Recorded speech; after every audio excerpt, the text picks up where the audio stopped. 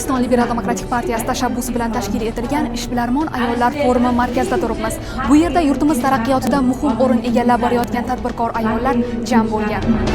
So'nggi yillarda ayollar tadbirkorligini qo'llab-quvvatlashga qaratilgan davlat siyosati natijasida bugun O'zbekistonda tadbirkorlarning 40% dan ortig'ini ayollar tashkil etmoqda.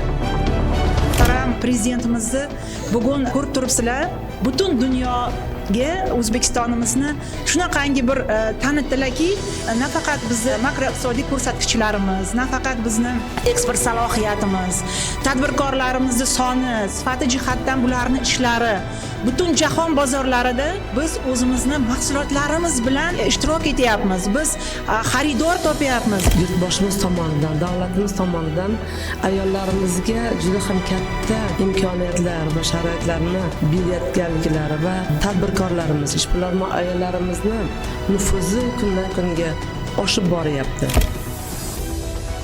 2 million 100 dan ortiq partiya a'zolarimizni qariyb yarmi ayollardan iborat ekan. Va bu nimadan dalolat beradi?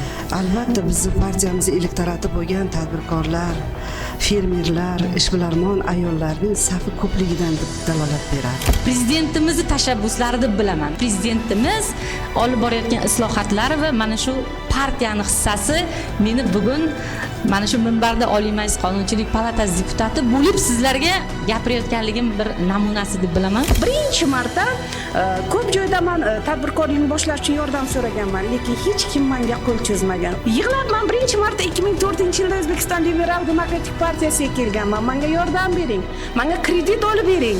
O'sha paytda men tadbirkorlik qilaman deganda birinchi marta partiyaning ko'magi bilan 12 million kredit olganman. Bir so'zni qayta ayta olaman.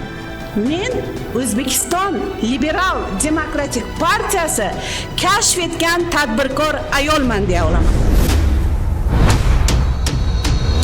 Mana 10 yil, 15 yil oldin chevar bo'lib, oddiy uyda shu buyurtma tikadigan chevar bo'lgan bo'lsam, hozirgi kunda shu chevarchiligim orqasidan men tadbirkor ayolman, ishbilarmon ayolman.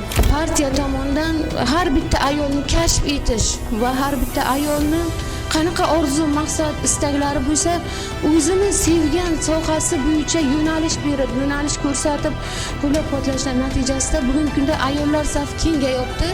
Men o'zim shuni shaxsan guvohiman. Mana shu 2021-yil baxtsiz hodisa tufayli mana shu ikki oyog'imdan ayrilganimdan keyin uyda yotish biz ayollarga emasligini tushunib yetdim. Qo'rqmay qadam tashlasin. Tadbirkorlik yo'li mas'uliyatli, lekin sharafli yo'ldir.